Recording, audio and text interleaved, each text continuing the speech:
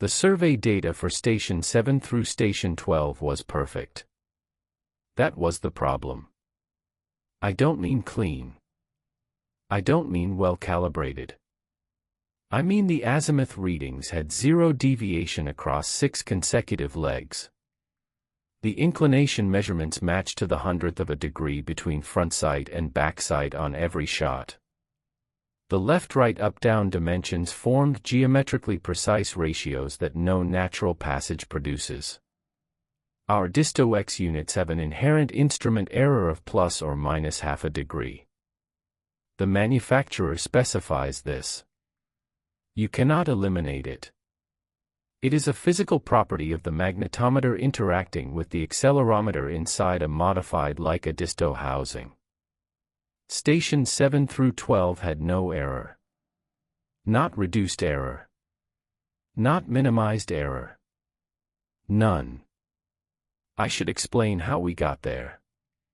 My name is Nora Cahill. I'm a grade 5 cave cartographer with 11 years of systematic survey experience across limestone karst in the interior low plateau. I've been sketcher on 32 projects, instrument on 50 plus, and project lead on 9. I tell you this not because credentials matter in the abstract, but because what I'm about to describe needs you to understand that I know what correct data looks like. I know what passage geometry feels like when you're drawing it in real time. I know the way a cave resists clean lines, the way every wall undulates, every ceiling dips irregularly, every floor breaks its own pattern within 3 meters. Caves are not regular. That's the first thing anyone learns. The second thing is that your survey data will always contain noise, and that noise is honest. It tells you the instrument is working. It tells you the cave is real. The project was Sutner Ridge System, a mid-depth karst network in Monroe County, Indiana. Not remote, 20 minutes from Bloomington, access through private agricultural land with a signed landowner agreement renewed annually. The entrance is a modest horizontal walk-in at the base of a wooded sinkhole, previously mapped to approximately 2 kilometers of developed passage across 3 levels by Indiana Speleological Survey teams in the 1990s. Our project was a resurvey using modern electronic instruments, commissioned through the State Geological Survey Office as part of a broader karst hydrology assessment. 3-person team. Me as sketcher and project lead. Devesh Patel on instruments, a structural geologist by training, meticulous, experienced, and one of the best front sight people I've worked with. And Tomas Urania on point, younger, fast, physically strong, and good at reading passage ahead. We'd worked together twice before, smaller systems, clean work. We trusted each other's competence. We entered the system on the morning of March 14. Access was straightforward. The walk-in leads to a main trunk passage trending roughly northeast, with a gentle descent across breakdown for the first 300 meters before the passage splits into upper and lower levels at a junction the original surveyors called the divergence. The upper level had been well documented. The lower level had 7 stations from the 1994 survey, ending at what the original notes described simply as, passage continues, no air, tight. Our assignment included resurveying the lower level and pushing beyond the previous terminal point if conditions allowed. Standard protocol, survey in, not out. Stay together. Maintain voice contact. 30-second check-ins if visual contact breaks. Call-out time filed with our surface contact for 8 p.m. that evening. The upper system was unremarkable. We set stations 1 through 6 through the main trunk and down into the lower level across 3 hours of clean, steady work. Devesh called measurements. I plotted them in my field book and on the tablet running TopoDroid. Tomas scouted ahead, set stations, held target.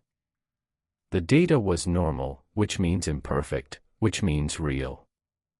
Azimuth shots had the usual 1 to 2 degree spread between front and back.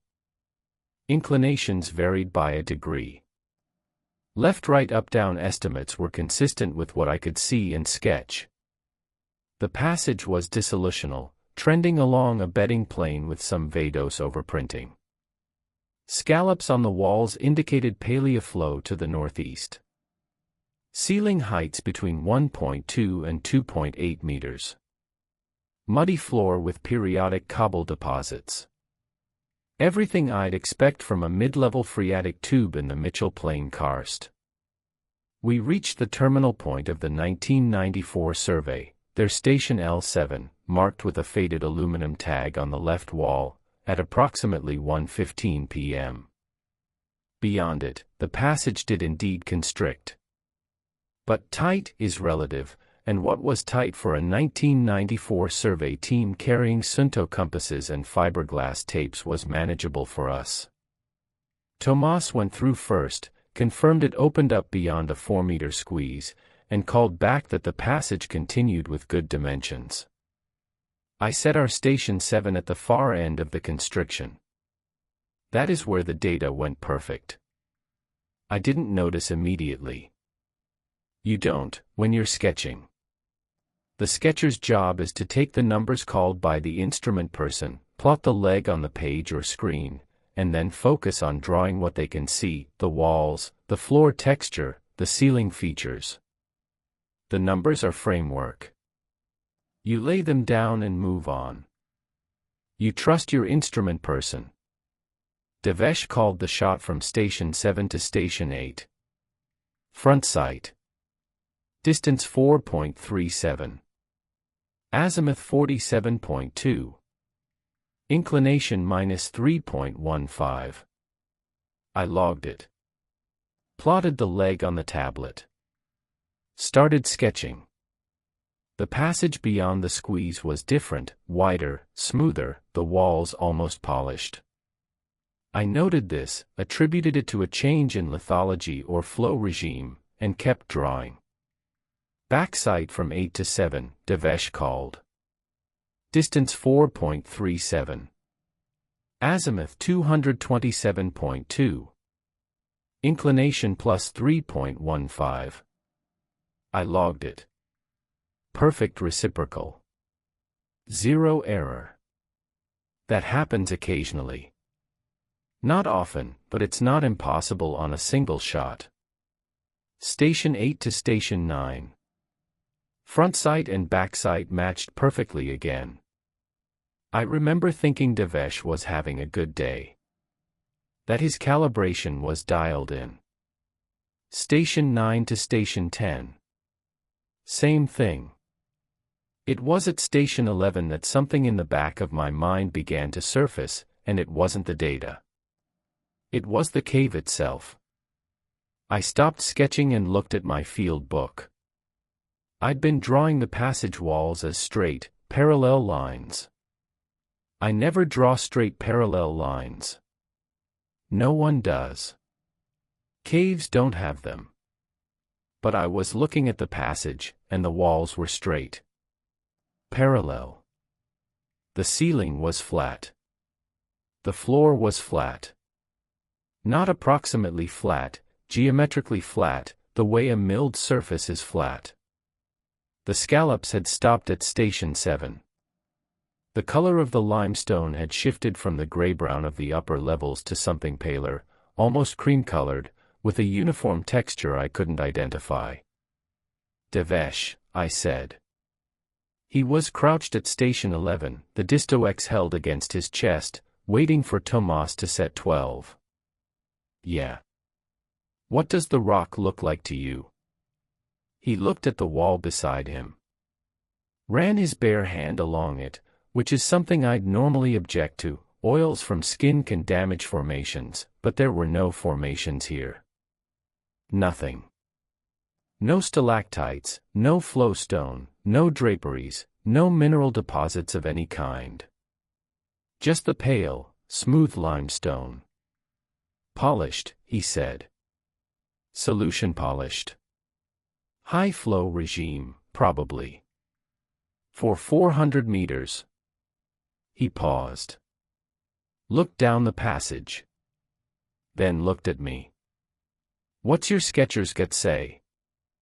It says I'm drawing a hallway. He didn't respond to that. Tomas's light appeared 60 meters ahead. The passage was dead straight, which is why we could see him at all, and his voice came back. Station 12 set. Ready when you are. Devesh took the shot. Front sight. Distance 8.12. Azimuth 47.2. Inclination minus 3.15. Same azimuth. Same inclination. Every single leg since Station 7. Devesh. I see it. That's not possible. I know.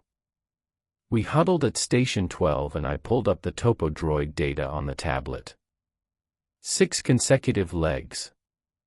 Every azimuth reading, 47.2 degrees. Every inclination, minus 3.15 degrees. Every backside a mathematically perfect reciprocal. Distances varied, 4.37, 5.21, 6.08, 3.94, 7.45, 8.12, but everything else was identical. I ran the blunder check. Nothing flagged. Of course nothing flagged. The front sight and back sight agreement was perfect on every shot, which is what the blunder check looks for. The software thought we were doing flawless work. Recalibrate, I said. Devesh nodded. He put the Disto-X through a full 16-position calibration rotation right there in the passage. The calibration converged normally. He shot a test measurement at the wall, distance only, no station, and it read fine. Then he shot the leg from 12 back to 11. Back sight.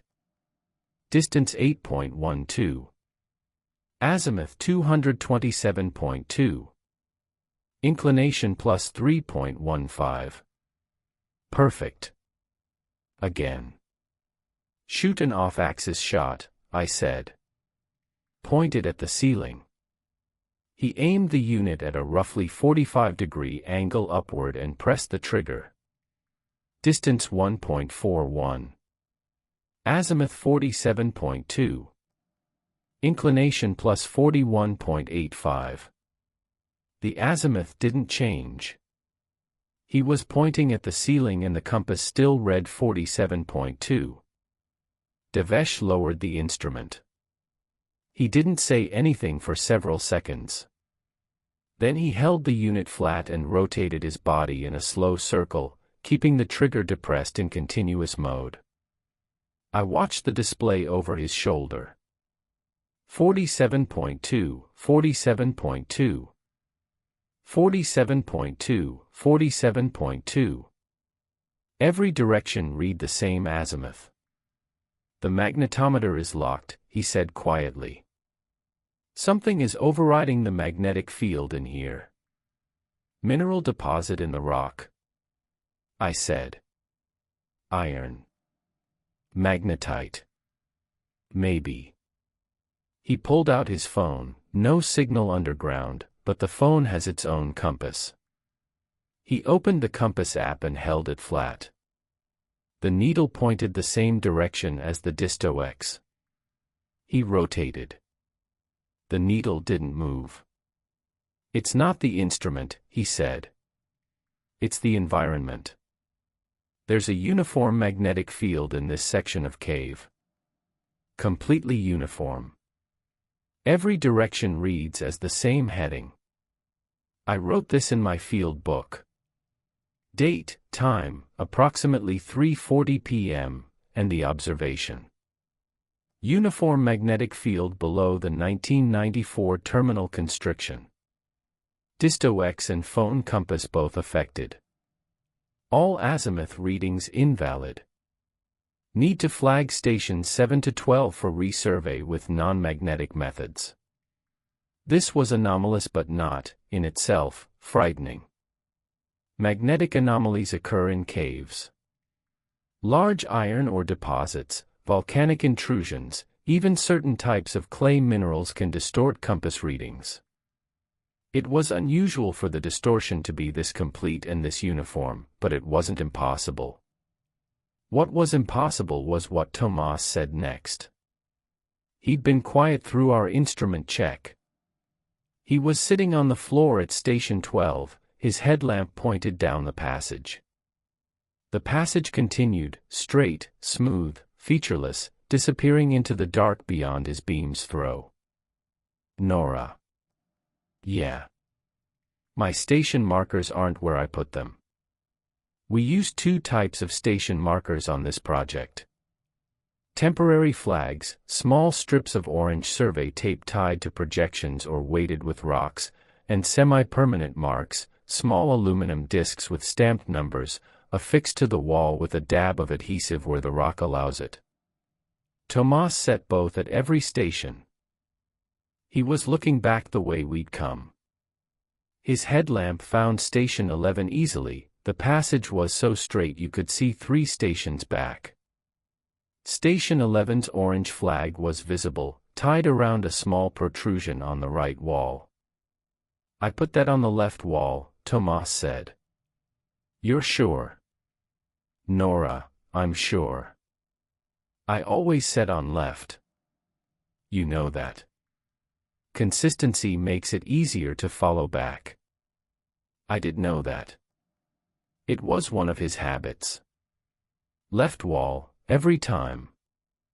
I looked at my sketch for Station 11. I'd drawn the flag on the left wall.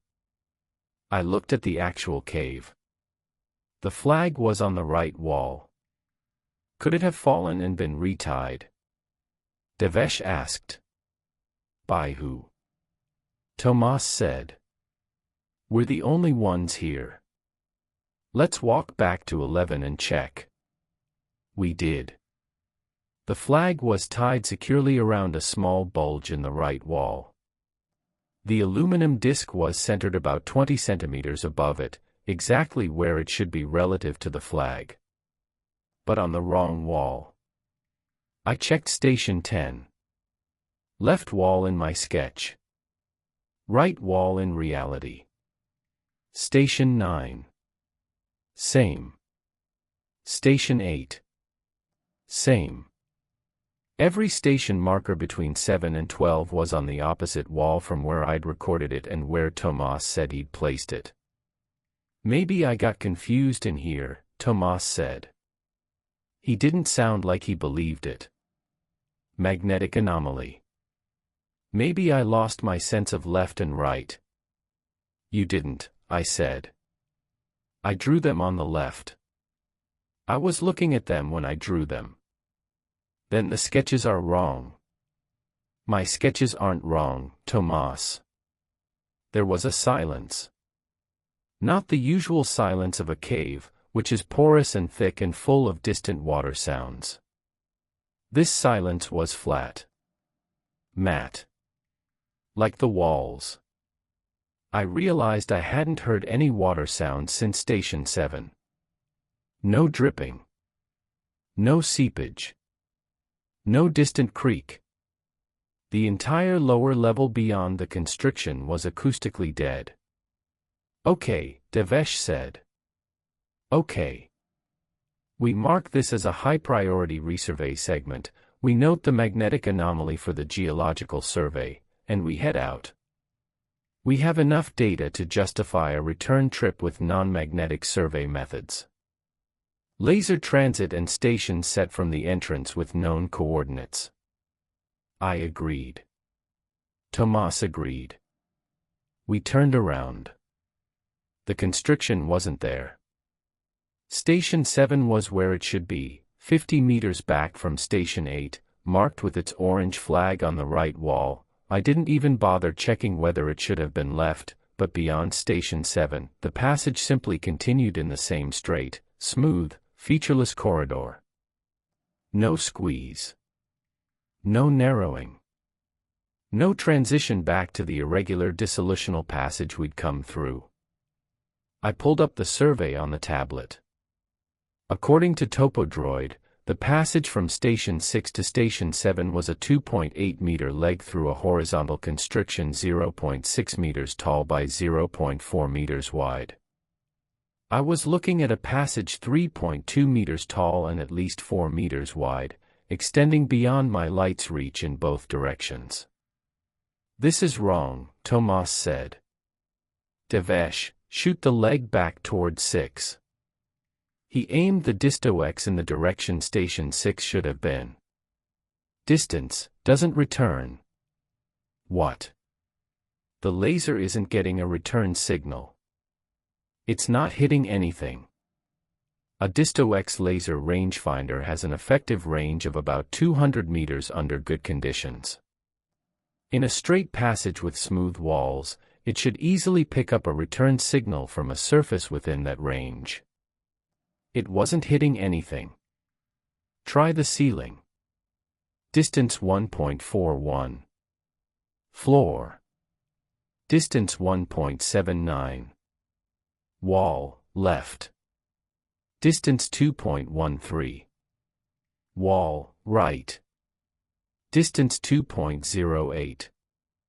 Everything above, below, and beside us was measurable.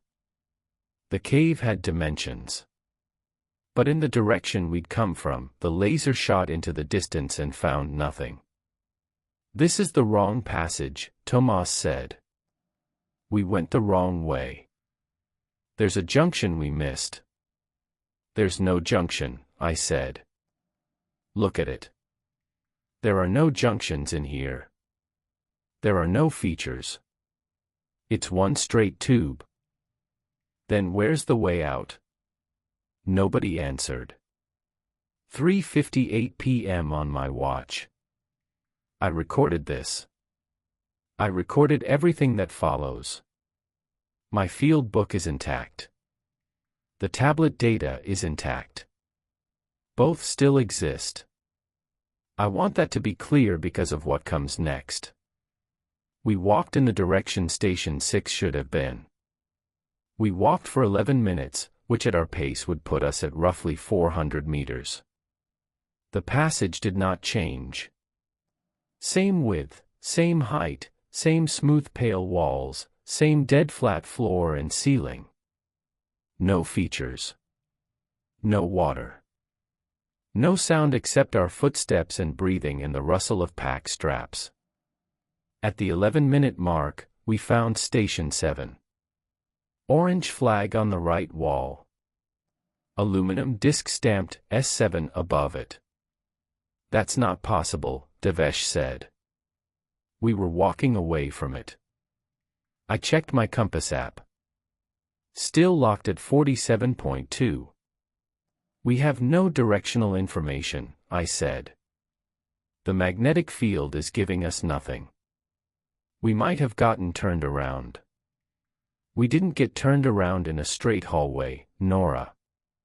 He was right. We hadn't. The passage had no bends. No curves. No T-junctions, no side passages, nothing. You could see 4 or 5 stations in either direction from any point. We had walked in a straight line away from Station 7 and arrived at Station 7. I wrote this down. Try the other direction, Tomas said. We walked the other direction. Past Stations 8, 9, 10, 11, 12. The passage continued beyond 12, we hadn't surveyed there yet, hadn't set stations there.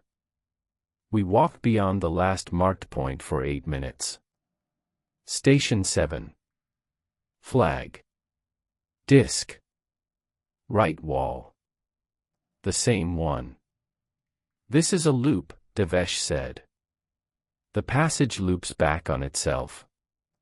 A straight passage doesn't loop. No. A straight passage doesn't loop. His voice was level. Controlled. He was the calmest of the three of us.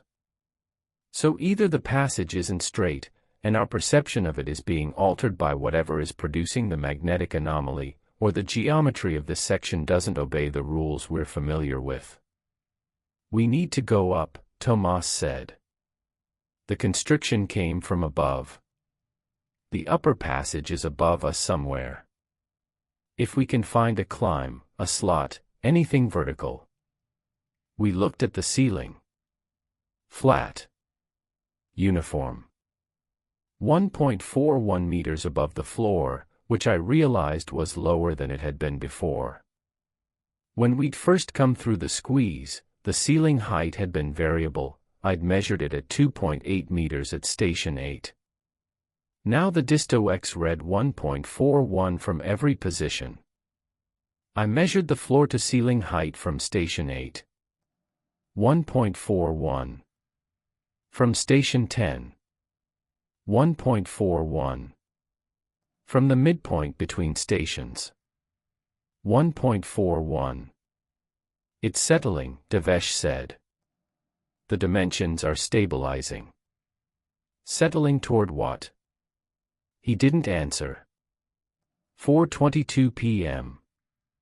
I want to describe what the passage felt like at this point. Not emotionally, I'll get to that, but physically. The temperature was 13.4 degrees Celsius, which was consistent with the upper levels and with the expected mean annual temperature for this depth in southern Indiana limestone. The humidity was high but not condensing, no fog on our lenses, no moisture on the walls. The air was still. Completely still. No draft, no pressure differential, nothing. In a cave with 2 or more entrances, you feel air movement. In a single entrance cave, you usually feel at least a faint pressure breathing as the barometric pressure outside changes. Here there was nothing. The floor was dry. Not damp dry, I mean dry like a building interior. No mud. No silt. No organic material. The limestone was uniform in color and texture, and when I pressed my thumbnail into it as a hardness test, it didn't behave like limestone. No scratch. No grain. No sense of crystalline structure. It felt like pressing a thumbnail into hard plastic. Devesh tested it with his rock hammer. The sound was wrong, a flat thok instead of the bright ring of struck limestone. He hit it harder. The hammer left no mark. This isn't limestone, he said. What is it? I don't know. It looks like limestone. It has the color and texture and visual grain of Salem limestone from the Harrodsburg Formation, which is exactly what we should be in at this depth. But it isn't. He hit the wall again. Thok. No mark. No chip. No dust. What are the walls made of? Tomas asked. Devesh pressed his palm flat against the surface. Held it there for 15 seconds. Pulled it away. It's the same temperature as the air, he said. Exactly. Rock mass at this depth should feel cooler than air temperature because of thermal lag. This is in perfect thermal equilibrium with the atmosphere. Meaning what? Meaning it's either been at this temperature forever, or it has no thermal mass. He paused. Or it's not a separate material from the air. Just a boundary. I wrote that in my field book. His exact words. 4:41 p.m. Tomas found the first anomaly that wasn't environmental. He was running his hands along the left wall, methodically, the way you check for airflow through cracks, and his fingers found an indentation. It was small. Maybe 4 centimeters wide, 2 centimeters tall, and cut into the surface with perfect regularity. Like a channel routed by a machine. Rectangular cross-section. Clean edges. It ran horizontally along the wall at about waist height. Once we saw one, we saw them everywhere. Both walls. Thousands of them. Fine horizontal channels, all identical, all at the same height, spaced approximately 8 centimeters apart. They ran the full length of the passage, as far as we could see in both directions. "What is this?" Tomas said. I got my face close to one. Shone my headlamp at a raking angle to throw the shallow channels into relief. Inside each channel, at the very bottom of the rectangular cut, there was something. A residue.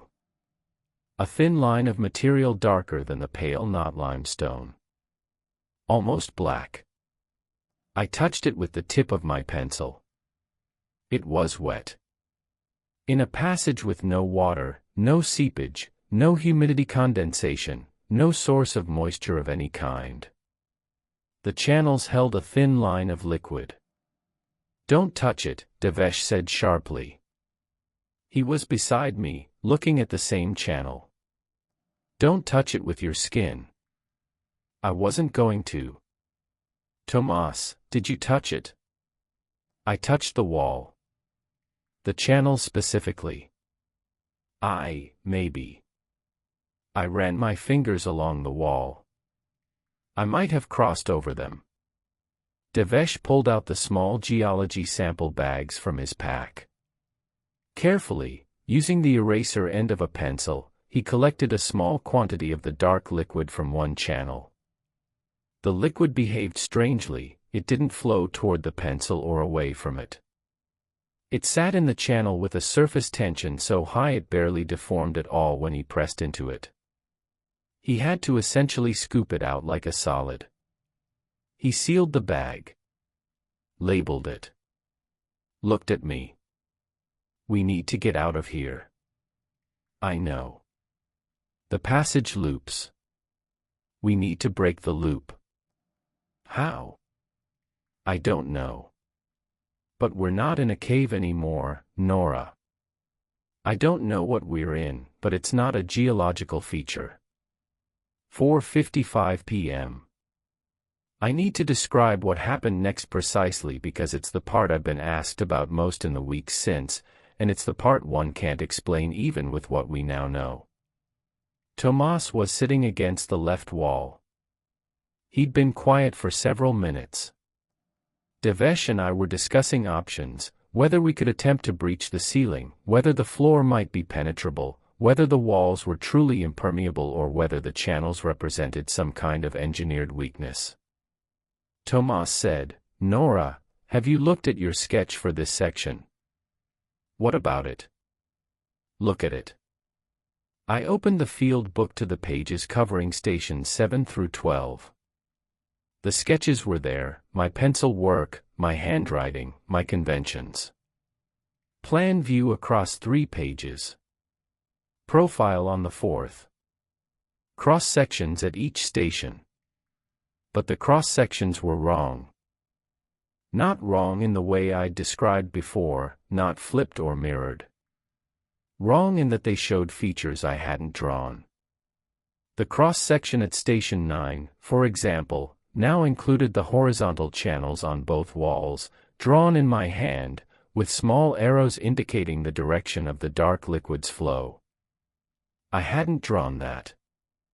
The channels weren't visible when I'd sketched Station 9. We hadn't discovered them until 20 minutes ago. And the arrows indicated a flow direction. I hadn't tested for flow. We hadn't observed flow. The liquid had appeared static. Devesh. "Look at this." He looked. He went pale under the LED light of his headlamp. "Those are your sketch conventions." "Yes." "Your pencil weight." "Your lettering." "Yes."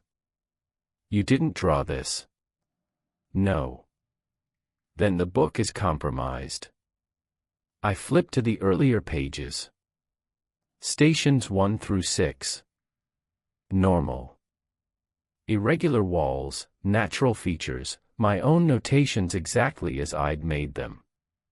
Nothing added, nothing altered. Everything before Station 7 was intact. Everything after Station 7 was being annotated by something that wasn't me but knew exactly how to be me on paper. I flipped to a blank page near the back of the book. There was writing on it. My handwriting. The same pencil I was holding. It said, "The lower passage is not a formation. It is a record. You are being transcribed. 5:09 p.m. I tore the page out. I don't know why, it was irrational, but I tore it out, crumpled it, and shoved it into my pack. As if removing it from the book would undo whatever had put it there. Devesh checked the TopoDroid data on the tablet. The survey software showed the same 6 stations we'd logged. But in the notes field for each station, a field where I sometimes typed brief observations, there were entries I hadn't made. Station 7, boundary achieved. Transition nominal. Station 8, transcription initiated. 3 subjects. Station 9, magnetic envelope stable. Compass function redirected. Station 10, spatial recursion enabled. Subjects contained. Station 11, substrate sampling initiated, contact event registered, Urania, T, left hand. Station 12, record integration proceeding. Compliance optimal. I hadn't typed any of these. The tablet's input log showed they'd been entered through the TopoDroid interface using the on-screen keyboard, but there were no timestamps, or rather, the timestamps for all 6 entries were identical, 13 hours and 42 minutes. That was before we'd even set Station 7. Before we'd passed through the constriction. It knew we were coming, Tomas said. He was reading over my shoulder. It wrote those notes before we arrived. That's one interpretation, Devesh said. What's another? That we've been here longer than we think. 5:14 p.m. I want to state clearly, we were not panicking. We were afraid, I won't deny that. But we were professionals in a situation that required clear thinking, and we were thinking clearly. Devesh's geological training made him systematic even under stress. My cartographic discipline kept me recording. And Tomas, despite being the most physically rattled, was the one who kept proposing actions rather than letting us sit with the data. His next proposal was direct. The floor isn't limestone. The ceiling isn't limestone. The walls aren't. But there's a boundary somewhere. The squeeze was real when we came through it. We measured it. We crawled through it. Our bodies fit through a 0.6 meter gap. That geometry was real. It's not there anymore. But the interface between real and whatever this is has to exist somewhere. We crossed it. If we crossed it coming in, there's a point where the material changes. He was right. I pulled up the survey data. Station 6 was the last station in the upper passage, regular limestone, verified with a hammer test when Devesh set the station. Station 7 was the first station in this. Between them, somewhere in the constriction that no longer existed, was the transition point. We walk to where Station 7 is and we look at the ceiling and floor more carefully, Tomas said. If the boundary is above us, maybe there's a seam. Something we can exploit. We walk to Station 7. 3 of us, headlamps on high, hands running over the walls, ceiling, floor. Looking for any irregularity. Any join. Any indication of a material transition. The walls were uniform. The ceiling was uniform. The floor was uniform. Except here, Devesh said. He was on his hands and knees, his face inches from the floor at the base of the left wall. His headlamp was angled to create shadows. And there, at the very junction where wall met floor, there was a gap. Barely visible, less than a millimeter wide, but present. A hairline dark line where two perfectly smooth surfaces almost but didn't quite meet. It's a seam, he said.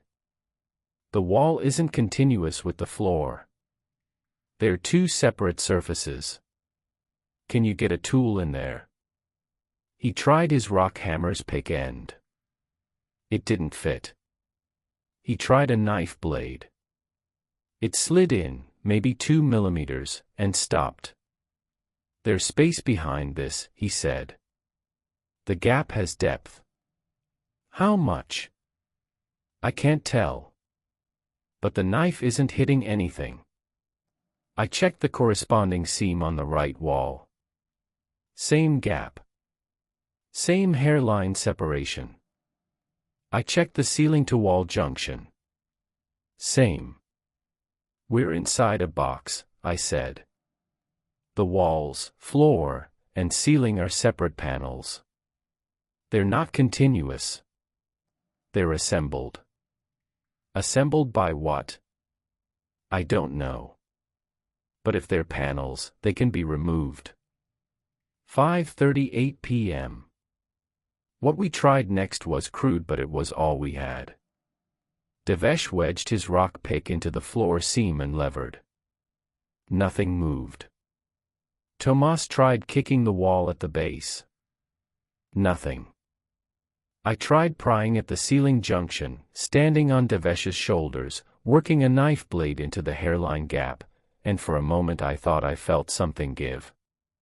Not much. A millimeter of flex. But the surface deformed slightly under lateral pressure. Which meant it wasn't stone. Stone doesn't flex. Again, I said.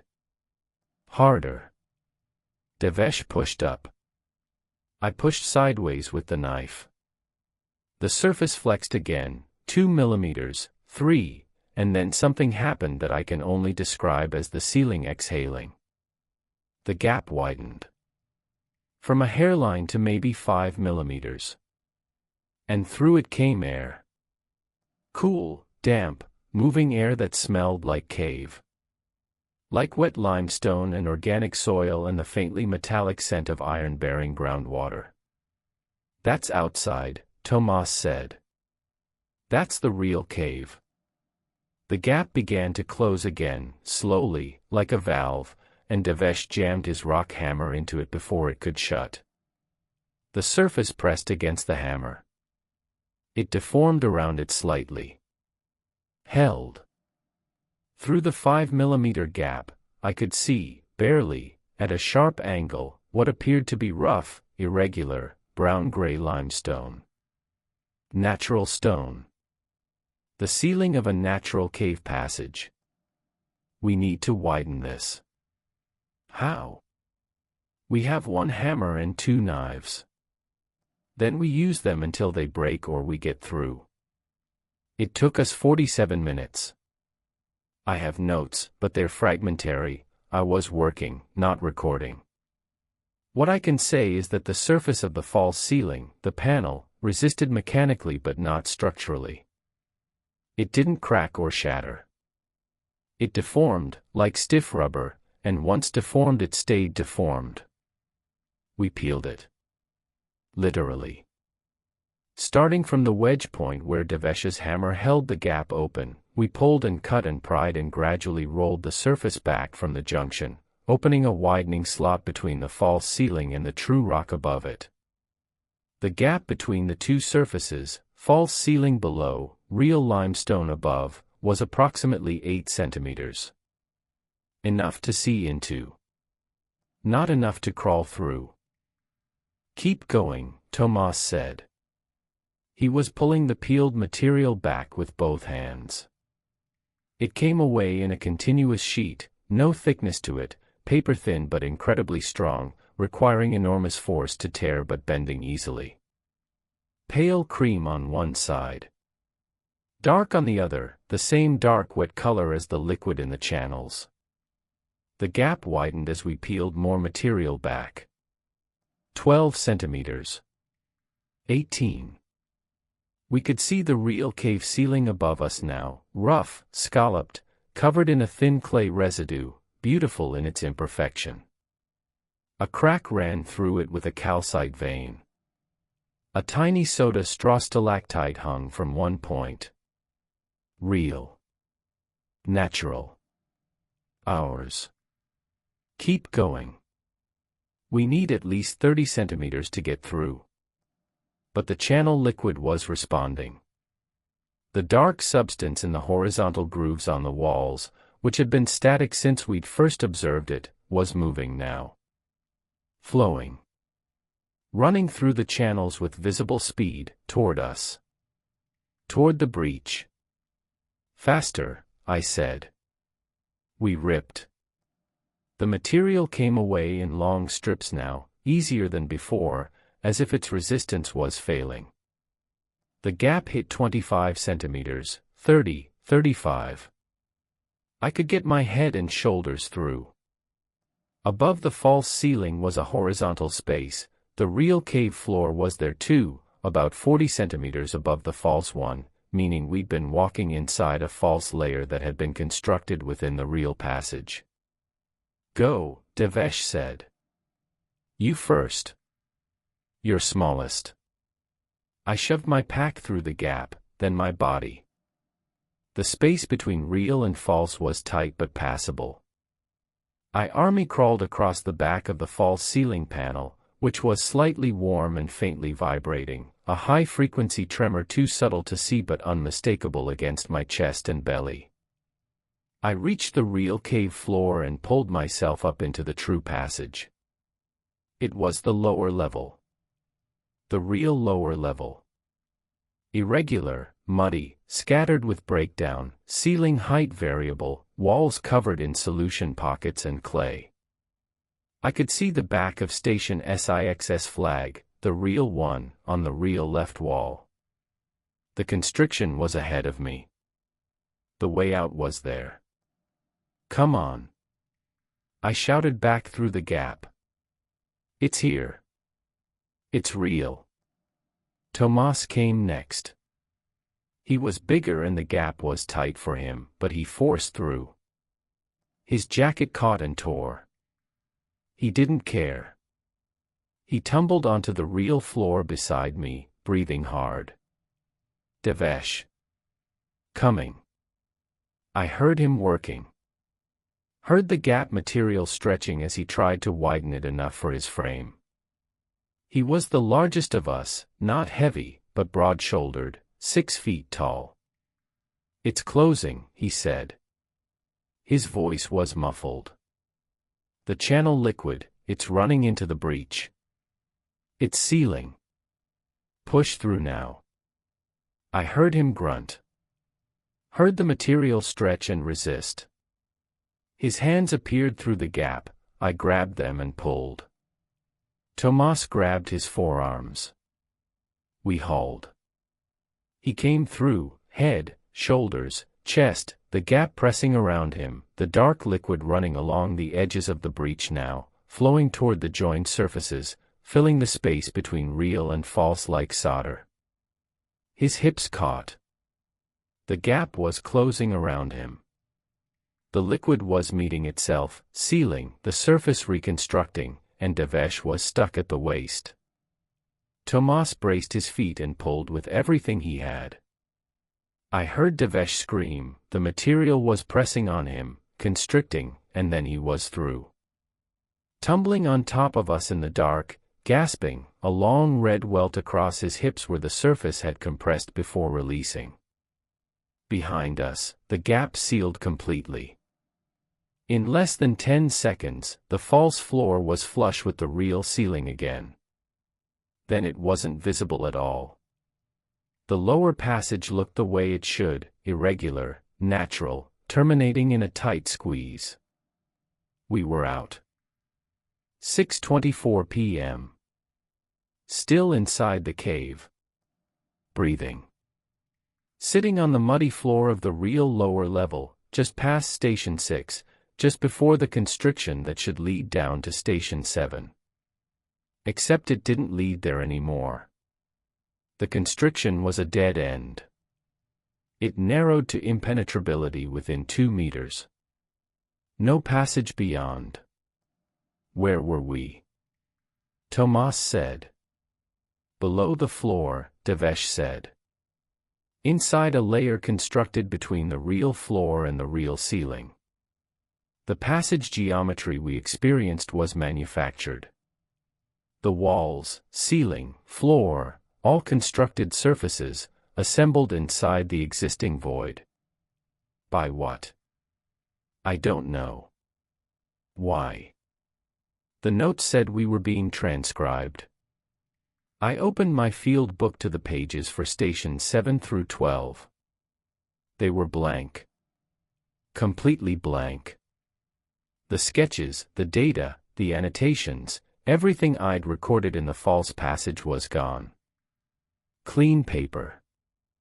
No erasure marks. No indentations from pencil pressure. Simply empty, as if I'd never touched those pages. I checked the tablet. TopoDroid showed our survey terminating at Station 6. No data for 7 through 12. No station records. No notes. The file modification log showed no edits after Station 6's entry at 1:08 p.m. The sample bag Devesh had collected, the dark liquid from the channel, was in his pack. He checked. The bag was there, sealed, labeled in his handwriting. But it was empty. Perfectly clean inside. Not even a residue. Our records were inside the record, Devesh said. When we left, they stayed. Everything? Tomas asked. Everything we produced in that space. The data. The sketches. The samples. All generated within the transcription environment. All properties of the system, not of us. Except the page I tore out, I said. They both looked at me. I reached into my pack. The crumpled page was there. I smoothed it out. The lower passage is not a formation. It is a record. You are being transcribed. Still visible. My handwriting. My pencil weight. The same paper stock from my Write in the Rain field book. But I hadn't written it. That came with you, Devesh said. Yes. Then it was meant to come with you. We exited the cave at 7:12 p.m. 48 minutes before our call-out time. We hiked out through the upper passage in silence, each processing separately. At the entrance sinkhole, the evening light was gray and soft and the air smelled like thawing soil, and I have never in my life been so grateful for irregular shapes. The trees outside were asymmetric and beautiful and wrong in all the right ways. In the truck, driving back to Bloomington, we made 3 decisions. 1. We would file the geological survey report for stations 1 through 6 only. The lower passage would be listed as terminating at the constriction. No passage beyond. This was, as far as our instruments could confirm, true. 2. We would not return to the lower level. 3. We would not tell anyone what we'd experienced. We kept decisions 1 and 3 for approximately 6 weeks. We broke decision 2. Not voluntarily. Not because we chose to. Because of what happened to the page. The page I'd torn from my field book, the one with the message that wasn't mine, changed. Not immediately. Not all at once. But over the following weeks, sitting in a sample bag in the bottom drawer of my desk at the Geological Survey office, it accumulated text. New lines appeared. Same handwriting. Same pencil weight. Different content. Day 4 after the survey. Transcription of Urania, T, 74% complete. Contact substrate confirmation, left hand, stations 10 to 12.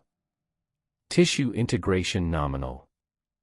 Motor function prediction within acceptable range.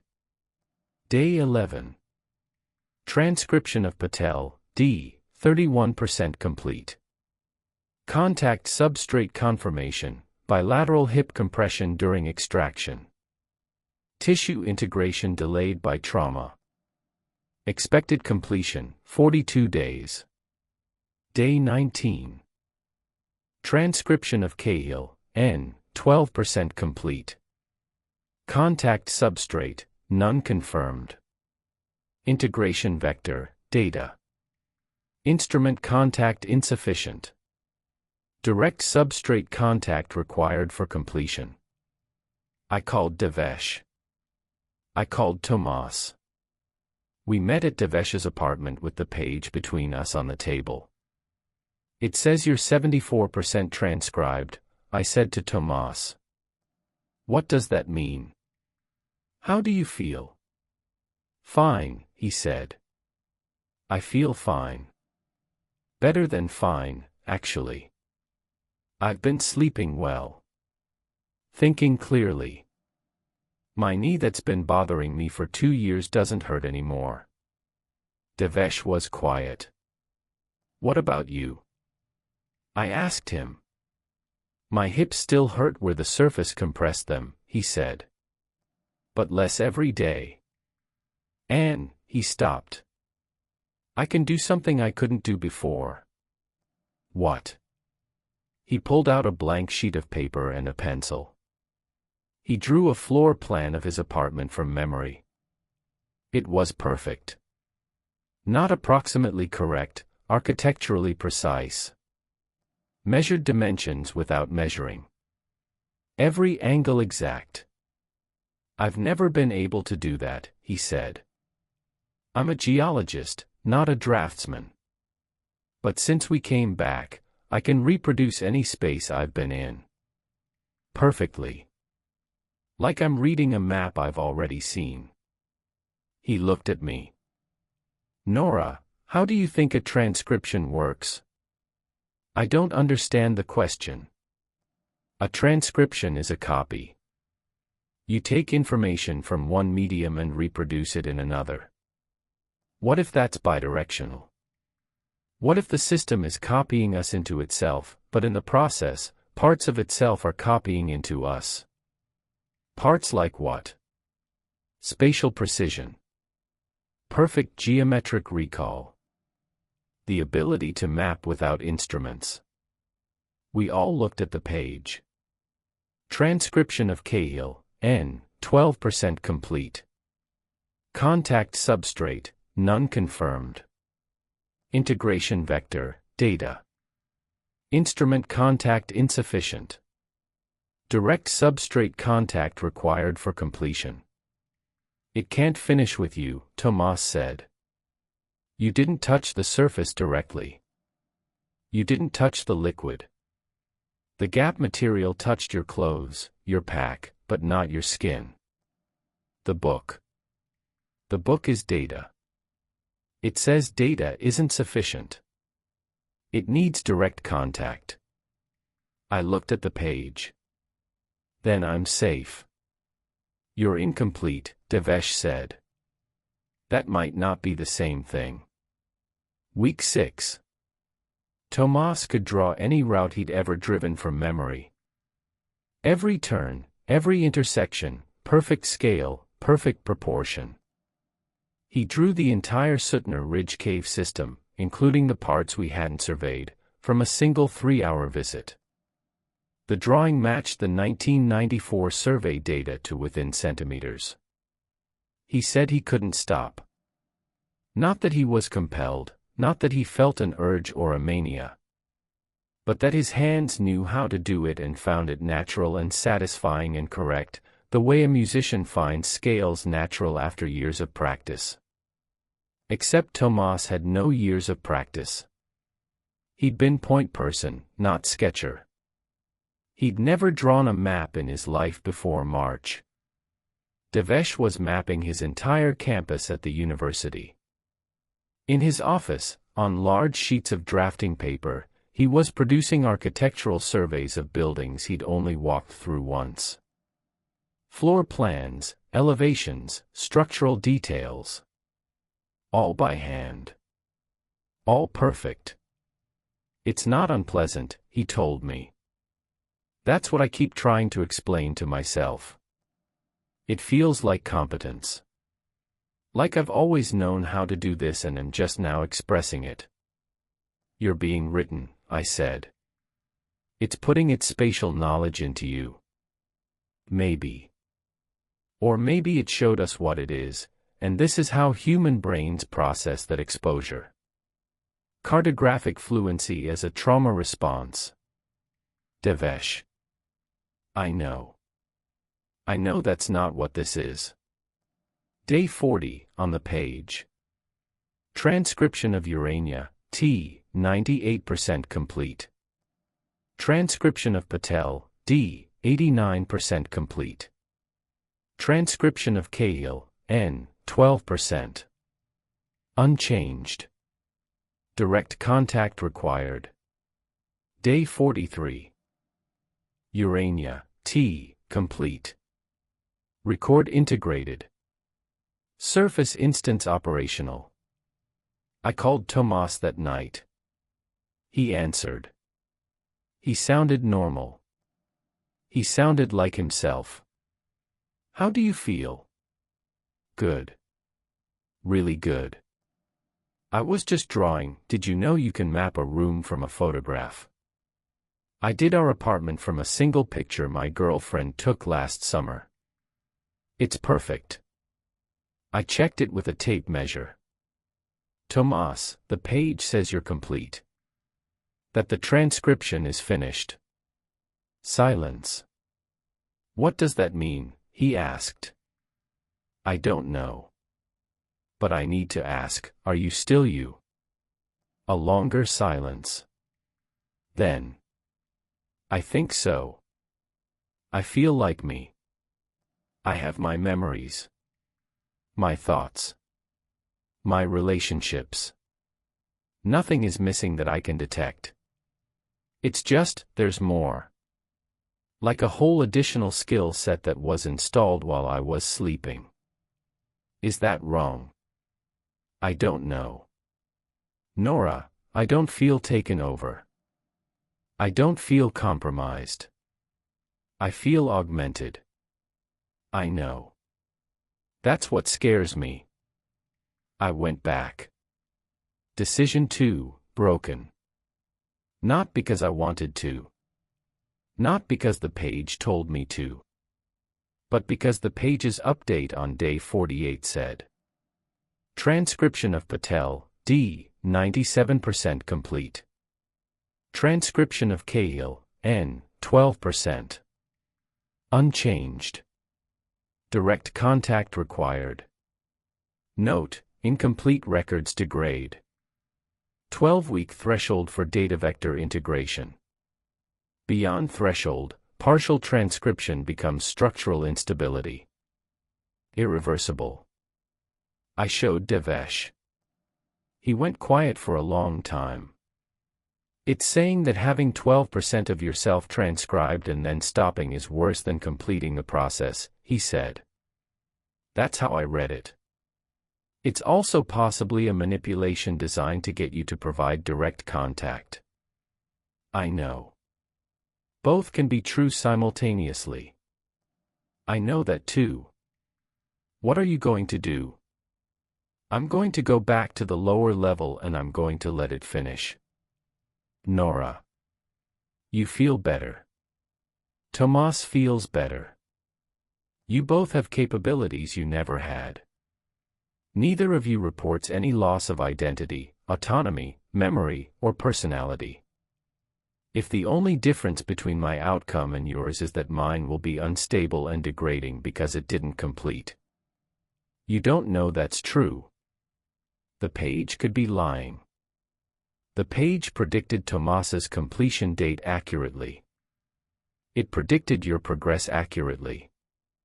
Everything it's told us has been internally consistent and has matched observable outcomes. That doesn't mean it's benevolent. No. It means it's accurate. And an accurate threat is still a threat I can evaluate. He looked at me for a long time. I'll come with you, he said. No. Nora. You're at 97%. If you go back, you complete in that space. I don't know what completing inside the system means versus completing outside it. Neither do you. Stay here.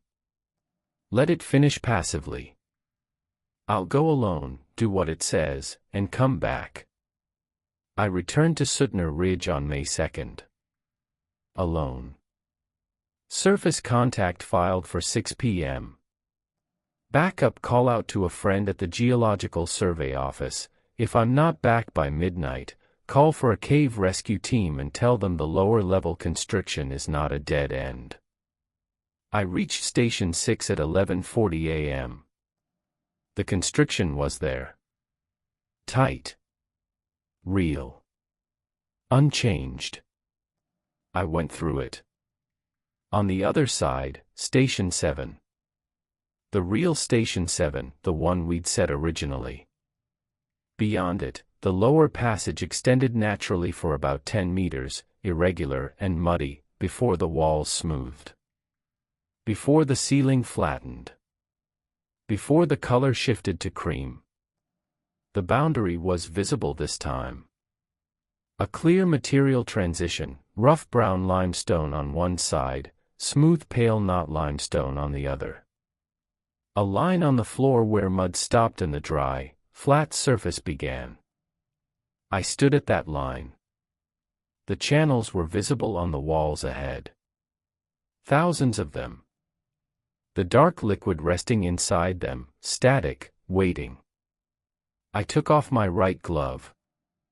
I placed my bare palm flat against the wall. The liquid in the nearest channel moved. Flowed toward my hand. Reached the edge of the channel where it met my palm and spread, thin and cool, across my skin. Not painful. Not cold. Just present. I held my hand there for 15 seconds. Then I removed it. My palm was clean. Dry. The liquid was gone, back in the channel, static again. I walked out. Through the constriction, through the upper level, into the light. The whole thing took less than 30 minutes. It's been 4 weeks since then. The page updated one last time, 3 days after my return. Transcription of Cahill, N, complete. Record integrated. Surface instance operational. Then it went blank. The handwriting faded over 48 hours. The page is now a clean sheet of field paper with no marks on it. I've kept it, but there's nothing to show anyone. I can do what Devesh can do. What Tomas can do. Any space I enter, I can reproduce perfectly from memory. Walls, dimensions, angles, proportions, all of it, as if I'm reading a survey I've already completed. It works everywhere, buildings, parking structures, subway stations, forests with their terrain contours. Everything I perceive is simultaneously being mapped, as if there's a parallel process running alongside my normal cognition that converts experience into spatial data. None of us has lost anything. I've checked, repeatedly. I test my own memory, my own personality, my own emotional responses. I still love the people I loved. I still dislike the things I disliked. I'm still afraid of the same things: heights, phone calls from unknown numbers, the specific shade of gray that hospital corridors use. I'm still me. But I'm also something else now. Something that maps. Something that records space and holds it in exact detail without effort or decay. And here's the thing I haven't told Devesh or Tomas yet. The thing I noticed last week and have been sitting with alone, trying to decide what it means. I've been mapping rooms I haven't entered. Not imagining them. Not guessing. The apartment above mine, I've never been inside it. But last Tuesday I sat down with a blank page and my hand drew it. Floor plan. Accurate. I checked, knocked on the neighbor's door, made an excuse about a water leak, got inside. The drawing was correct. To the centimeter. The building's maintenance basement. The locked server room at work. My dentist's office after hours.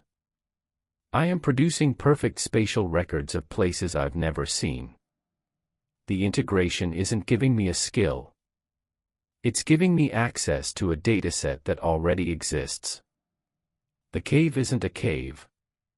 It's a terminal. A node. And what it transcribed into us isn't its knowledge of itself. It's its knowledge of everything. Every space. Every structure. Every room and passage and corridor and hollow, already mapped, already recorded, already known. We aren't carrying copies of ourselves inside an underground system. We're carrying copies of the system inside ourselves. And the maps I'm drawing are getting larger. More complex. Further from anywhere I've been. Last night I drew a floor plan of a building in a city I've never visited, detailed enough to include the furniture. I don't know where it is. I don't know why that one came next. I don't know who's asking for it. But my hand was steady, and the lines were clean, and the proportions were perfect, and it felt like exactly what I was built to do.